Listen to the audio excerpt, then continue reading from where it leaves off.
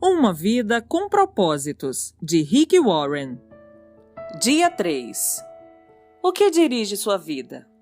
Percebi que o que faz os homens correrem atrás do sucesso é a inveja. Eclesiastes capítulo 4, versículo 4. O homem sem propósitos é como um barco sem leme, um vira-lata, um nada, um ninguém. Thomas Carlyle. A vida de todo indivíduo é dirigida por algo. A maioria dos dicionários define o verbo dirigir como guiar, controlar, direcionar.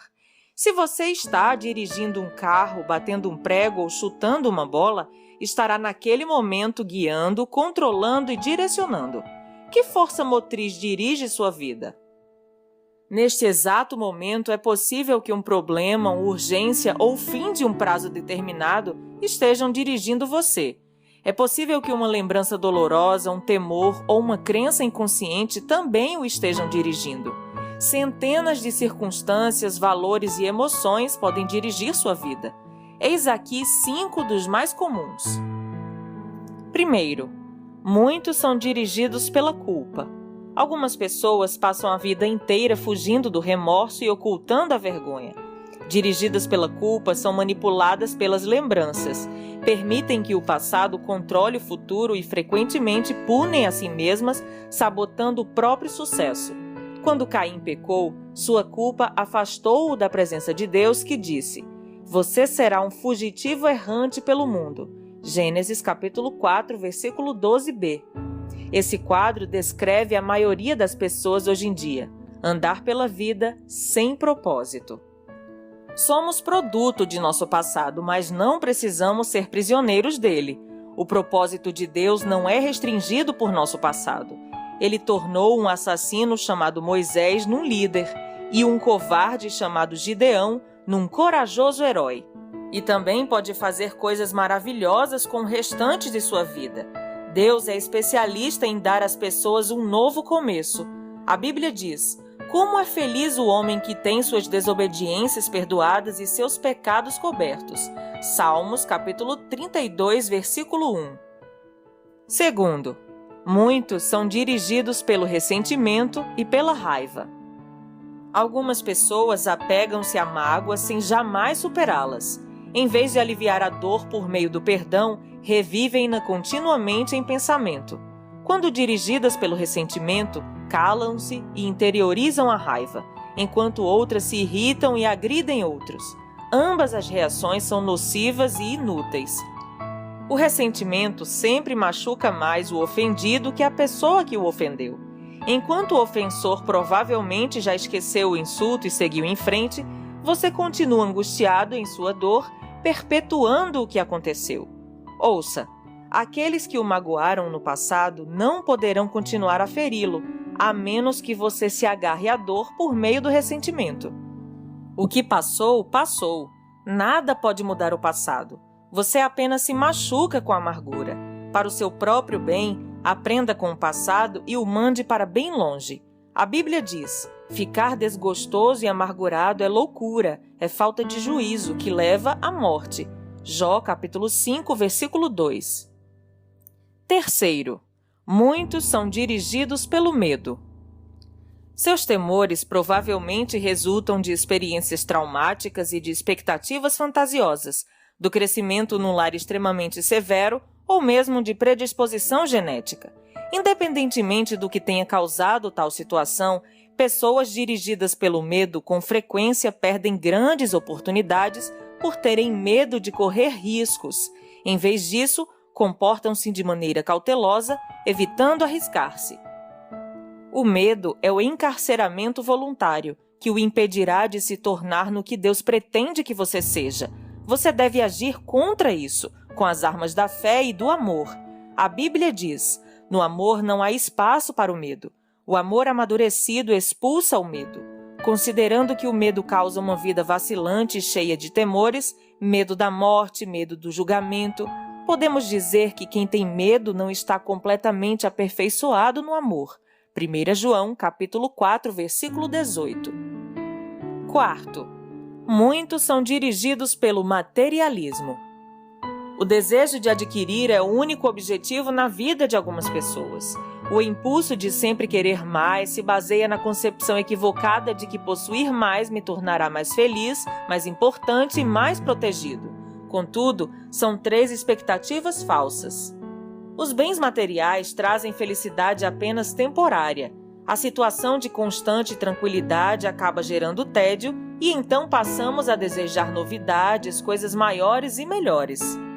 Também é um mito a concepção de que quanto mais bens adquirir, mais importante serei. Autoestima e riquezas materiais não são sinônimos. Nosso valor não é determinado por nossas posses e Deus deixa claro que as coisas mais valiosas da vida não são os bens materiais. O mito mais comum a respeito do dinheiro é o de que quanto mais dinheiro se tem, mais protegido se está. Isso não é verdade. Riquezas podem ser perdidas num piscar de olhos por uma quantidade considerável de fatores que fogem do nosso controle. A verdadeira segurança só pode ser encontrada naquilo que jamais poderá ser tomado de você, seu relacionamento com Deus. Quinto, muitos são dirigidos pela necessidade de aprovação. Algumas pessoas permitem que expectativas alheias de pais, cônjuge, filhos, professores ou amigos controlem sua vida. Muitos adultos ainda tentam ganhar a aprovação de pais que nunca estão satisfeitos. Outros são dirigidos pela pressão social do grupo a que pertencem, sempre preocupados com o que os outros podem pensar. Infelizmente, os que seguem a multidão quase sempre acabam perdidos nela. Não conheço todas as chaves do sucesso, mas uma chave para o fracasso é tentar satisfazer a todos. Ser controlado pela opinião dos outros é uma forma segura de jamais atingir os propósitos de Deus para a sua vida. Jesus disse: "Ninguém pode servir a 2 senhores." Mateus capítulo 6, versículo 24. Outras influências ainda podem dirigir sua vida, mas todas levam ao mesmo impasse: potencial não aproveitado, estresse desnecessário e uma vida não realizada. Esta jornada de 40 dias mostrará como ter uma vida dirigida por propósitos, uma vida guiada, controlada e direcionada pelos propósitos de Deus. Nada é mais importante que conhecer os propósitos de Deus para a sua vida, e nada pode compensar o prejuízo de não os conhecer, nem o sucesso, nem as riquezas, nem a fama, nem os prazeres. Sem um propósito, a vida não passa de movimento sem sentido, uma atividade sem direção ou uma série de acontecimentos sem motivo. Sem um propósito, a vida é banal, mesquinha e inútil. As vantagens de uma vida dirigida por propósitos. Há 5 grandes vantagens em se viver uma vida com propósitos. Primeira, conhecer o propósito de sua vida faz com que ela tenha sentido. Fomos feitos para alcançar algum significado na vida. Por isso, tantas pessoas recorrem a métodos questionáveis, como a astrologia e a psicologia, para descobri-lo. Quando a vida faz sentido, você pode suportar quase tudo. Do contrário, ela se tornará insuportável. Um jovem na casa dos 20 anos escreveu: "Sinto-me um fracassado, pois luto para me tornar algo que nem ao menos sei o que. Tudo o que sei fazer é sobreviver. Se um dia eu descobrir meu propósito, aí sim começarei a viver." Sem Deus, a vida não tem propósito. Sem um propósito, a vida não faz sentido. Sem um sentido, a vida não tem relevância nem esperança. Na Bíblia, diversas pessoas expressaram sua falta de esperança. Isaías queixou-se: "Tenho me afadigado sem qualquer propósito. Tenho gastado minha força em vão e para nada." Isaías capítulo 49, versículo 4a. Jó disse: "Meus dias são vazios e sem esperança." Jó capítulo 7, versículo 6. E detesto a vida, não quero mais viver. Deixa-me em paz, pois a minha vida não vale nada. Isso está em Jó capítulo 7, versículo 16. A maior de todas as tragédias não é a morte, mas a falta de propósitos na vida. A esperança é tão essencial para a vida quanto o ar e a água. É preciso esperança para lutar. O Dr. Bernie Siegel descobriu que poderia prever qual dos pacientes com câncer apresentaria melhoras ao perguntar: Você quer viver até os 100 anos de idade? Os que tinham profunda noção de propósito de vida respondiam que sim, e eram aqueles com maiores probabilidades de sobrevivência. A esperança é resultado de se ter um propósito. Se você tem se sentido sem esperança, não desista. Mudanças maravilhosas acontecerão em sua vida quando você começar a viver com propósitos. Deus diz: sei os planos que tenho para vocês, planos para o bem, não para lhes causar aflição. Eu lhes darei esperança e um futuro promissor. Jeremias, capítulo 29, versículo 11. Talvez você esteja com a sensação de estar enfrentando um problema insolúvel, mas a Bíblia diz: Deus é capaz de fazer muito mais do que nós jamais ousaríamos pedir ou mesmo imaginar, infinitamente além de nossas mais sublimes orações, anseios, pensamentos ou esperanças. Efésios capítulo 3, versículo 20.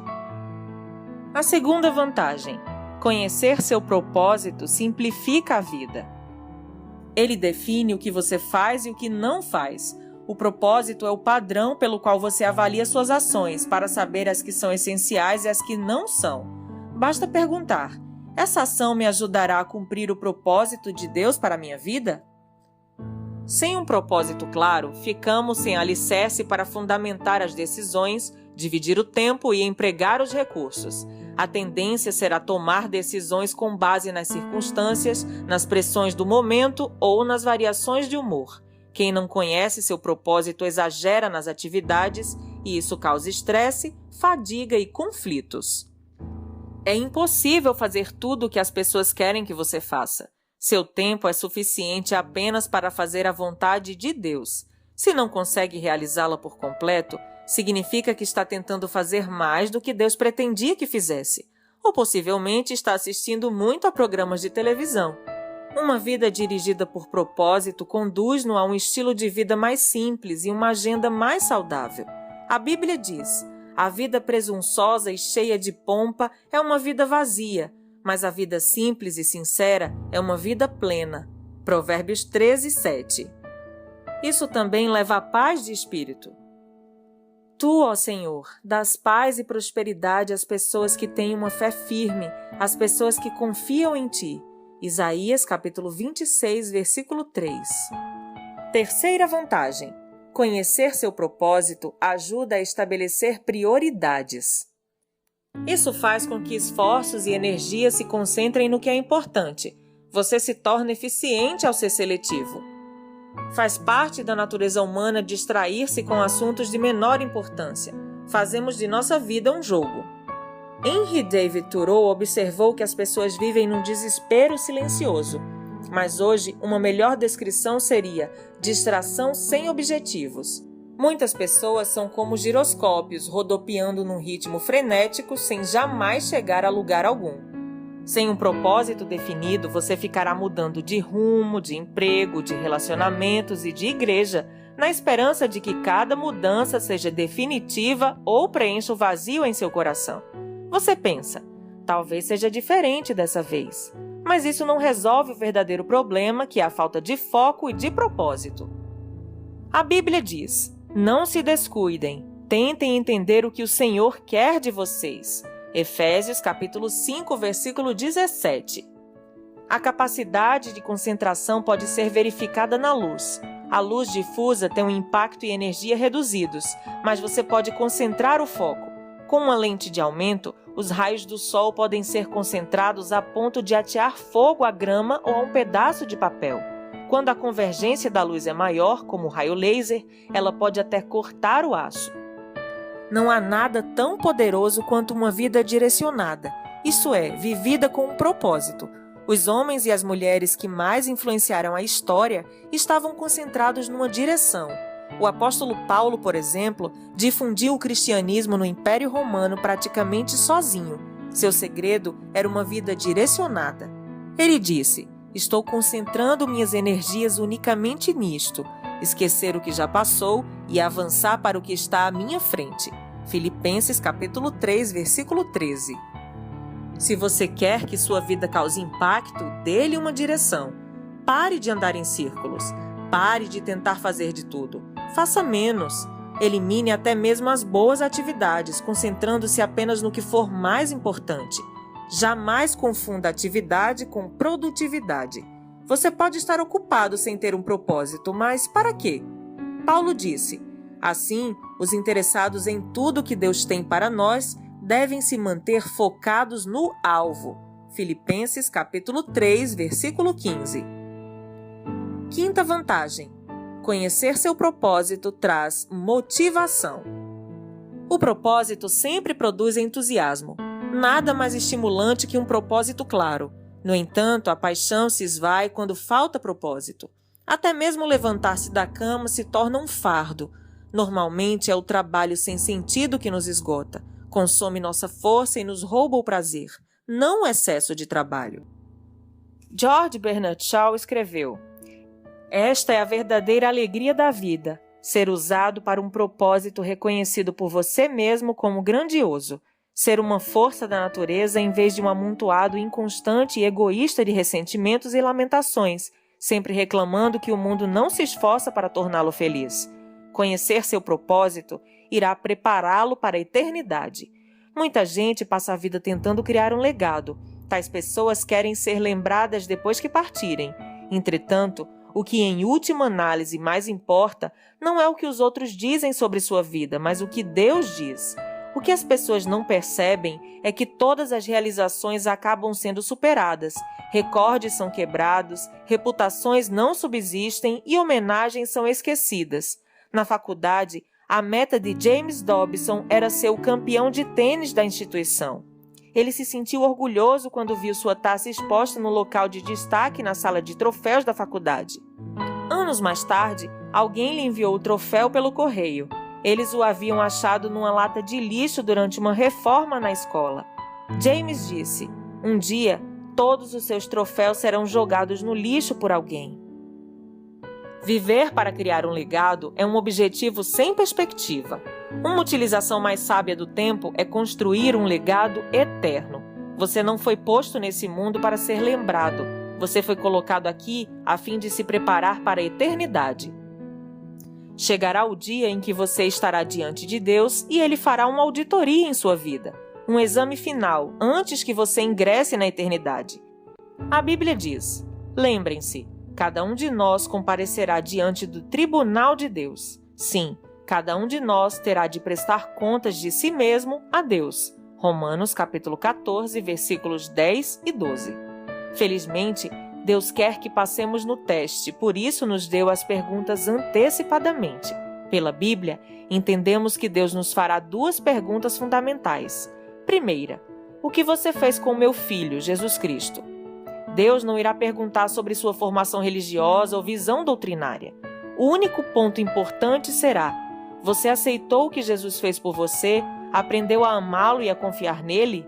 Jesus disse: eu sou o caminho, a verdade e a vida. Ninguém vem ao Pai a não ser por mim. João capítulo 14, versículo 6.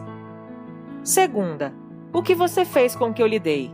Isto é, o que você fez com sua vida? Dádivas, talentos, oportunidades, energia, relacionamentos e recursos. Enfim, tudo que Deus deu a você. Gastou-os com você mesmo ou fez uso deles para os propósitos que Deus tinha para você? Prepará-lo para essas duas perguntas é o objetivo deste livro. A primeira irá determinar onde você passará a eternidade. A segunda determinará o que você fará na eternidade. Ao terminar esse livro, você estará pronto para responder a essas duas perguntas. Dia 3. Pensando sobre o meu propósito de vida.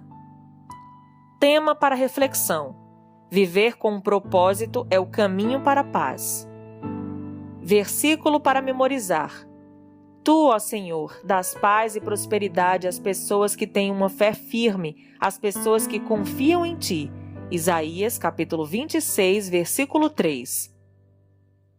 Pergunta para meditar: na opinião de minha família e de meus amigos, o que dirige a minha vida?